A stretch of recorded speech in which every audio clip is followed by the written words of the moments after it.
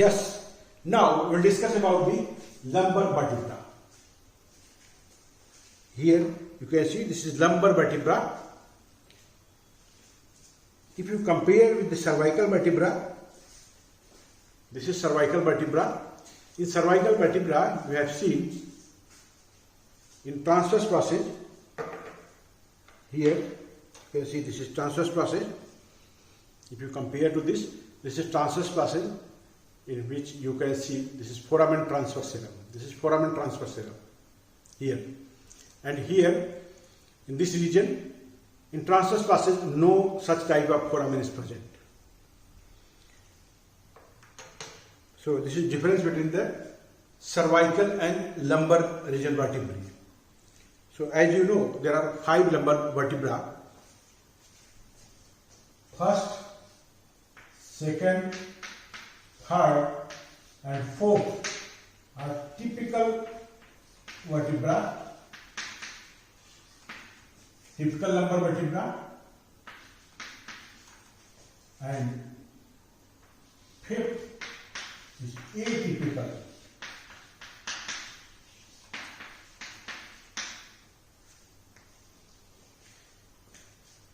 If you make a diagram,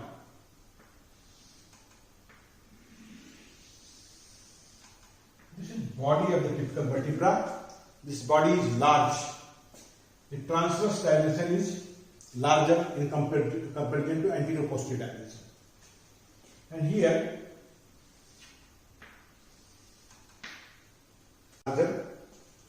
this is body of the lumbar vertebra, and here is this is pedicle, and this is transverse passage.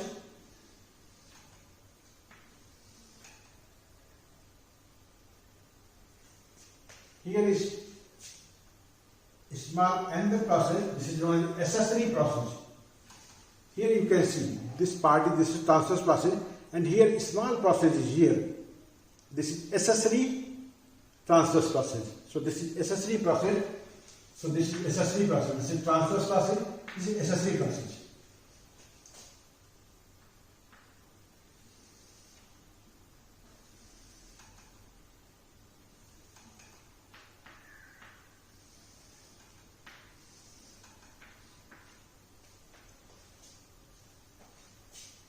And this is spine.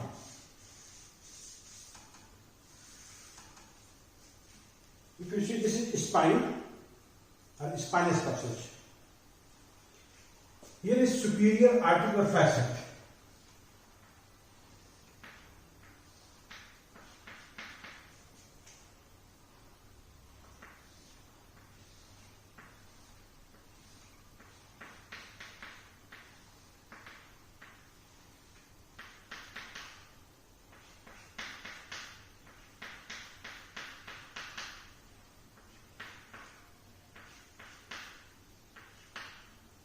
This is superior articular facet here,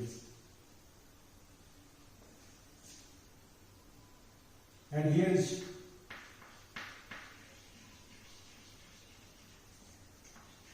mammillary process. And the superior articular facet posteriorly there is a process known as mammillary process. If you see in transverse view, a lateral view,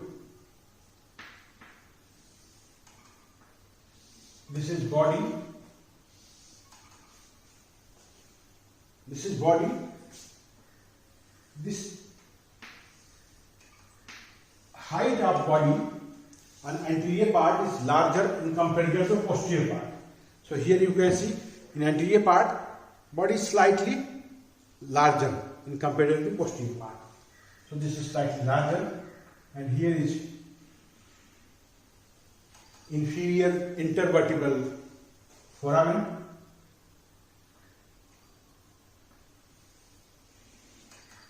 and here is inferior articular facet,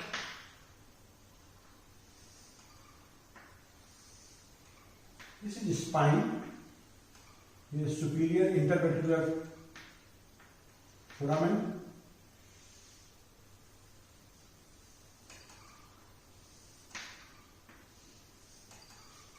This is transverse passage. Here you can see this is transverse passage.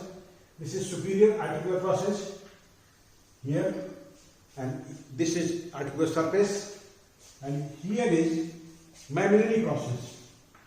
So this is mammillary process.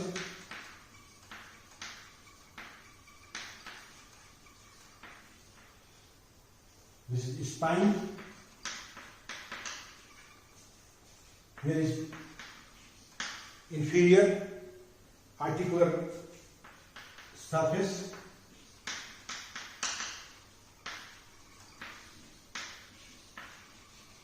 Or facet, inferior articular facet. Inferior articular facet. So this is inferior articular facet.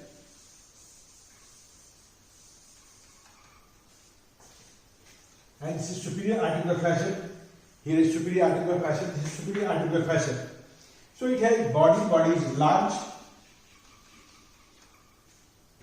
in comparison to the thoracic and cervical region. This is cervical vertebra and this is thoracic vertebra. So its body is large. And this is foramen, vertebral canal. This is vertebral canal. If you compare to vertebral canal, it is smaller. This is vertebral canal. This is vertebral canal. The size of vertebral canal in lumbar region is smaller than cervical region and comparatively larger than thoracic region. So this is vertebral canal, and here is accessory. This is accessory transverse passage. This is transverse passage.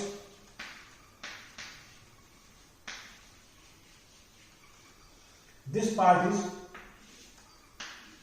pedicule. This part is lamina. This part is lamina. This part is spine. And if you see this part, this transverse passage up to this part here,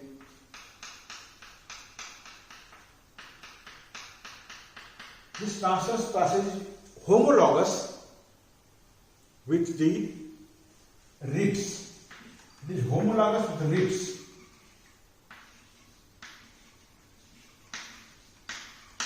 And you can see this transverse passage has two components. That is costo-transverse.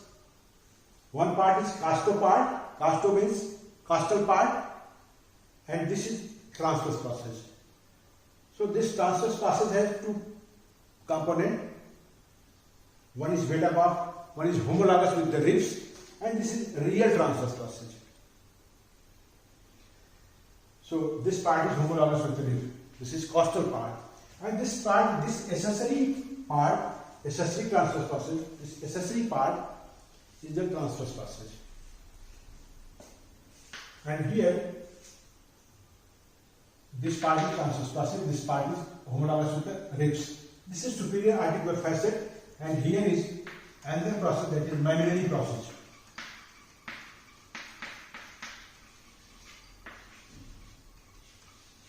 This is mammillary process. Here you can see on the posterior side, this is mammillary process.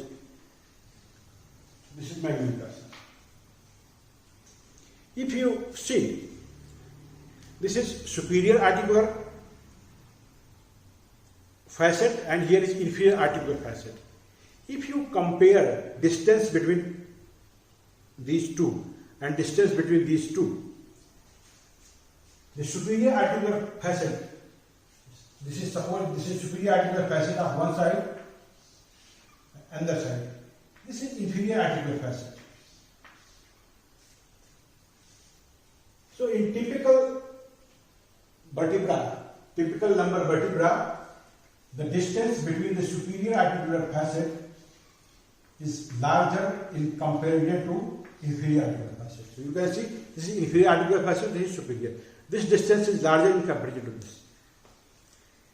If you compare with the atypical lumbar vertebra,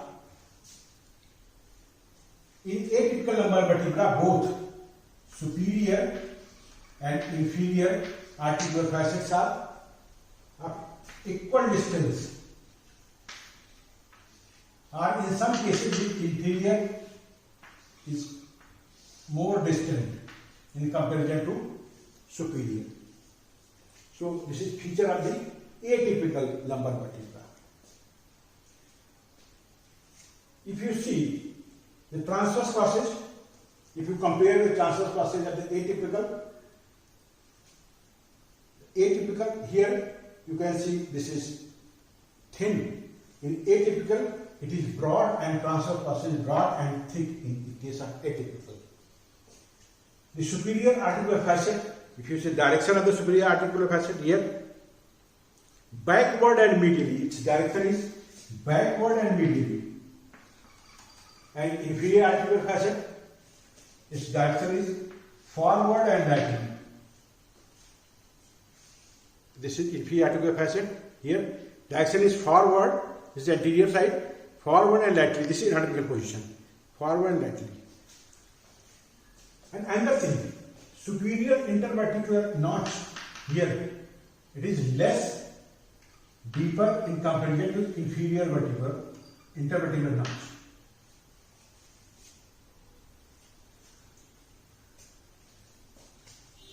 If you compare, this is spine of the typical lumbar vertebra is quadrilateral. You can see this is quadrilateral, and its posterior and inferior border is thick. Posterior and inferior border is thick. This is quadrilateral. But in case of atypical lumbar vertebra, this quadrilateral part become rounded, like a tubercle. So here the spine in atypical lumbar vertebra, it is not quadrilateral, it is rounded and pointed. So this is all about the lumbar vertebra. Now ossification of the vertebra. During third month of intrauterine life, 3 primary centers appear, one for body and one for each arch. This is neural arch, one for body and one for each neural arch. This neural arch is formed by, or vertebral arch is formed by pedicle and lamina. This pedicle and lamina, this part for the one neural arch. So this part. So this half and this half, right? One separate primary center. So there are 3 primary centers appear during third month of uterine life, and these 2 neural arches fuse during first year of the life.